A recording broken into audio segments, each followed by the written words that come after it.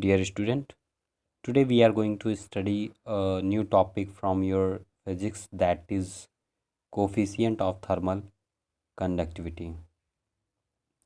इसको हम पढ़ने के लिए सबसे पहले अपने माइंड में सेटअप बनाएंगे बच्चे। वो ये है कि जैसे charge and rate of flow of charge is known as current, जो आपने 10th में पढ़ा था, वैसे ही सेटअप आपको इसमें बनाना है। ठीक है, तब आपको समझने में थोड़ी सी आसानी हो जाएगी। जैसे कंडक्टिविटी होती है वैसे थर्मल कंडक्टिविटी होती है, वैसे ही उसका कोफिशिएंट होता है। ठीक है, यानी मटेरियल के अकॉर्डिंग ये चेंज होगा। हम यहाँ देखेंगे सबसे पहले very first we should know about the definition of this. तो हम देखेंगे कि कोफिशिएंट ऑफ थर्मल कंडक्टिविटी, जिसको हम के से डिनोट कर रहे हैं, of a material is defined as the amount of heat flowing in unit time through the unit area of a material perpendicular to the flow under the unit of temperature gradient when steady state has been reached. When steady state has been reached, यानी ये क्या है, ये जो है the amount of heat flowing in unit time, यानी कुछ time में कुछ अमाउंट ऑफ हीट का फ्लो हो जाना। कब? मटेरियल ऑफ एरिया का, जो मटेरियल का एरिया है उसके perpendicular under the temperature gradient, यानी जहाँ टेम्परेचर का डिफरेंस होगा तभी जाके फ्लो होगा। ठीक है, यानी 1 यूनिट में, 1 यूनिट टाइम में 1 यूनिट ऑफ या 1 यूनिट अमाउंट ऑफ हीट का फ्लो हो जाना, वही अपना क्या कहा जा रहा है, वही जो है थर्मल कोफिशिएंट की विस्कोसिटी कही जा रही है, जिसको हम के से डिनोट कर रहे हैं। इसको बच्चे हमको प्रूफ करने के लिए, इसको और भी अच्छे समझने के लिए हमें जो है, हमें एक एक्सपेरिमेंट करने की ज़रूरत पड़ी। यानी बाय एक्सपेरिमेंट हमने क्या देखा कि जैसे 2 स्लैब लिए गए हैं। ठीक है, यानी ये एक ही कॉर्क का ये पार्ट है। यानी इस पार्ट में हमने क्या किया कि हीट को फ्लो कराया। ठीक है, और ये हीट को जब हमने फ्लो कराया तो यहाँ जो है टेम्परेचर, यानी φ1 एंड φ2, आपको ये समझने की ज़रूरत है। यानी इसे हम फाई बोलते हैं और इसे हम φ2 बोलेंगे। ठीक है, ये जो साइन है अपना फाई का साइन है। यानी φ1 एंड φ2 क्या है बच्चे, यहाँ क्या है, ये जो है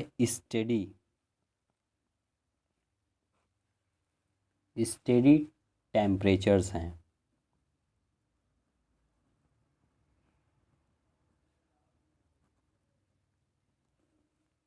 ठीक है, इसको हम मान रहे हैं φ1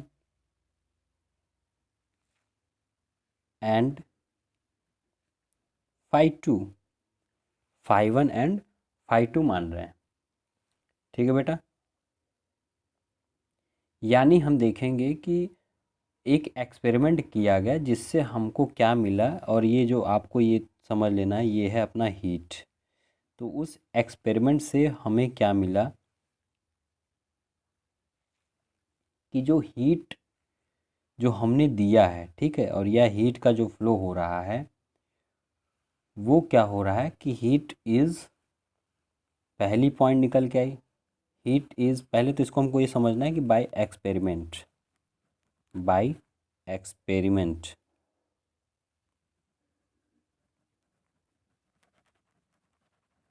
एक्सपेरिमेंट ये जो हीट है, हीट यानी Q is directly proportional to area, cross sectional area. यानी क्रॉस सेक्शनल एरिया को हमने A से डिनोट कर दिया। ठीक है, पहली पॉइंट हमको ये मिल गया, यानी क्रॉस सेक्शनल एरिया पे पहला डिपेंड किया। एंड दूसरा चीज़ ये है कि डायरेक्टली, एकदम शॉर्ट बता रहा हूँ बच्चे, ठीक है, यानी ये directly proportional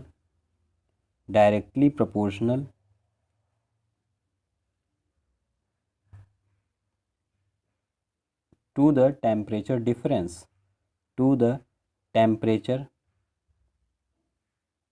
difference. Temperature difference को हम इससे मानेंगे कि जो फाई वन से हमने देना स्टार्ट किया, यानी इसका जो टेम्परेचर होगा इससे ज़्यादा होगा ना, तो ठीक है। तो यहाँ से हम देखेंगे टेम्परेचर डिफरेंस को हम मानेंगे Q1 phi 1 minus phi 2, phi 1 minus phi 2, ठीक है, बिटवीन टू फेजेस। एक ये फेज़ है और एक ये फेज़ है, ठीक है बेटा। और तीसरी चीज़ हमने क्या देखा कि तीसरी चीज़ हमने ये देखा कि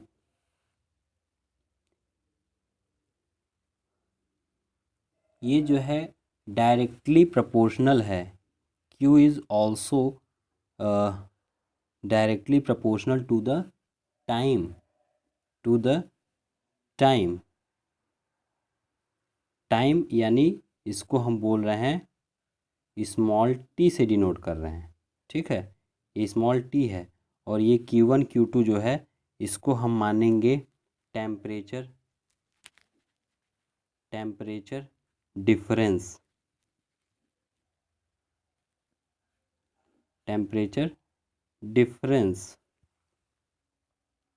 ठीक है बेटा।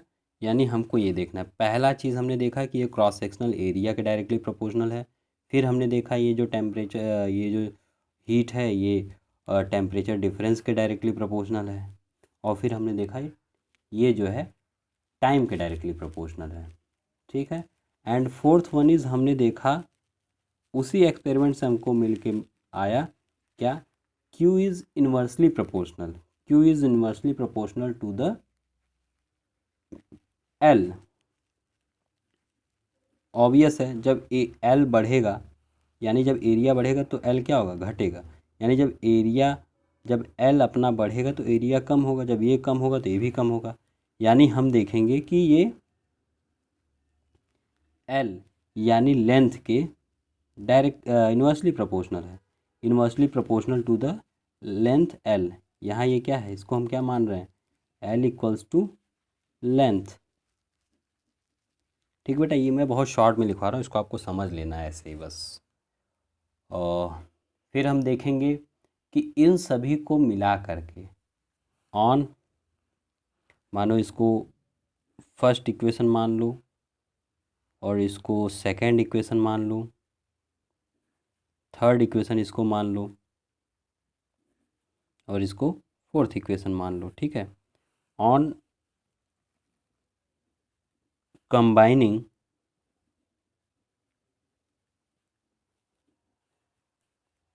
all above equation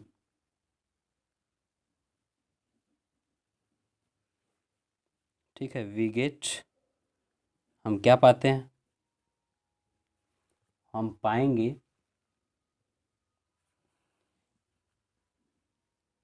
Q proportionality, पहला A, फिर दूसरा जो है temperature difference phi 1 minus phi 2, ठीक, और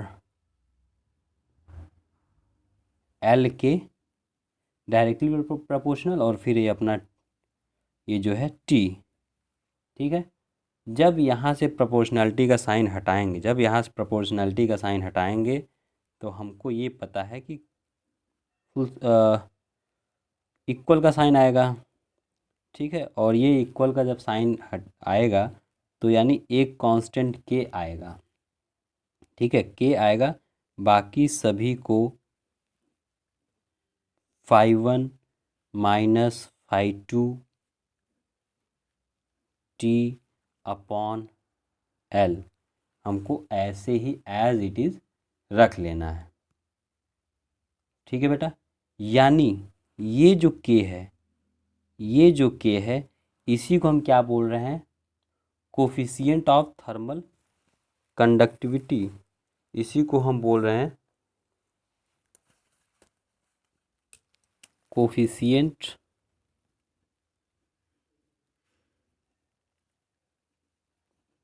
ऑफ थर्मल कंडक्टिविटी।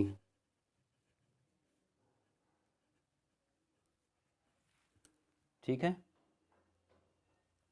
ये क्या है, ये जो है पहली पहली बात इसके बारे में ये जान लेना ज़रूरी है कि it depends on the material. ठीक है, ये मटीरियल पे डिपेंड करता है। ठीक है बच्चे, यानी अगर हम देखें,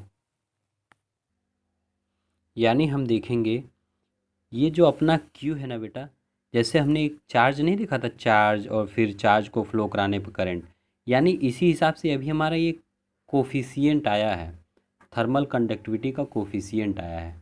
ठीक है, अगर जैसे हमने चार्ज को D Q by D T जो हमने नहीं उसमें डिफ्रेंशिएट किया था, अगर वैसे ही हम इसमें भी डिफ्रेंशिएट करें, ठीक है, अगर हम इसमें भी डिफ्रेंशिएट करें डी क्यू बाई, देखो ज़रा इसमें हम एक चीज़ और लिख सकते हैं, ऑन डिफ्रेंशिएटिंग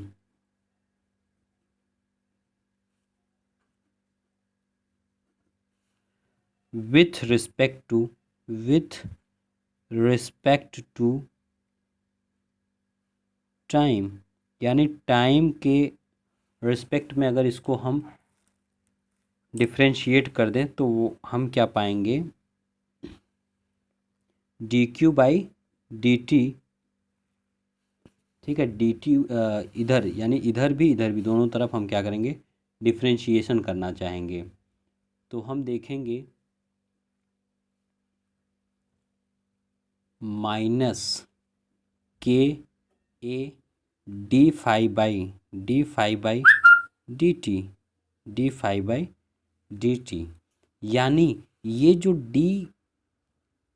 जो अपना D Q by D T है ना, यानी इसी को जो ये कोफिशिएंट ऑफ थर्मल कंडक्टिविटी है, इसी को हम मान लें क्या, फ्लो यानी ये हीट का ही फ्लो है, flow of heat, flow of heat क्या है, ये है। और इसको एक टर्म से हम डिनोट कर रहे हैं, इसको हम मान ले रहे हैं क्या, capital H.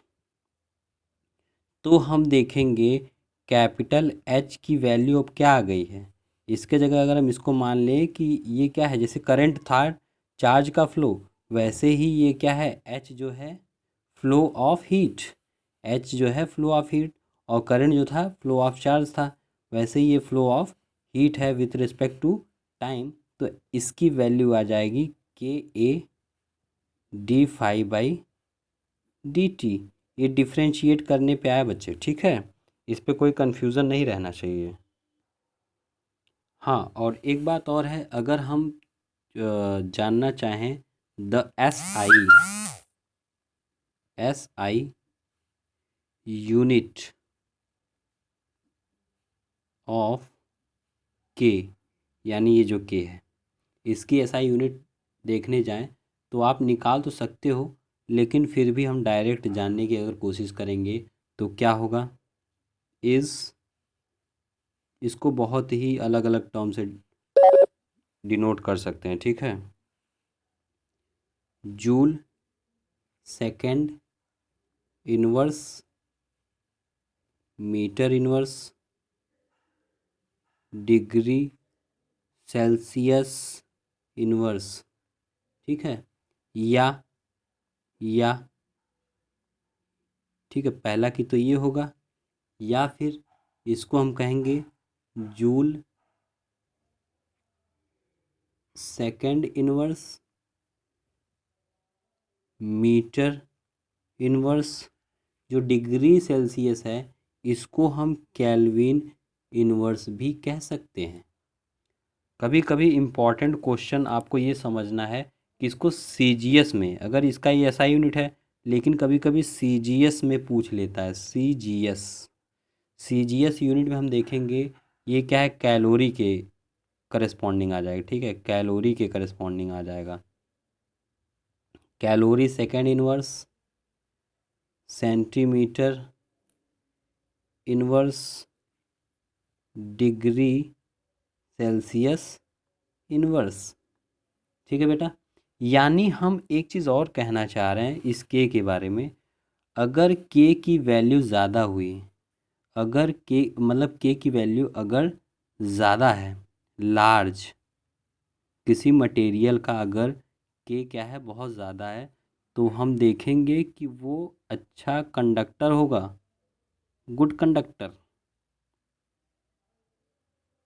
Good conductor of heat, यानी वो material will be good conductor of heat. और अगर के जो है जैसे जैसे नीचे होगा, यानी अगर ये मानो स्मॉल हो जाए, स्मॉल हो जाए, तो उस जगह पर हम देखेंगे कि बैड कंडक्टर। ठीक है, ये क्या होगा, बैड कंडक्टर। ओके बेटा, और अगर ये रहे ही ना, यानी इंसुलेटर। ठीक है, यानी इसी हिसाब से this is the property of a material. Okay, आज के लिए इतना ही, बाकी हम नेक्स्ट टॉपिक में देखते हैं, नेक्स्ट क्लासेस में देखेंगे। Okay, take care of you.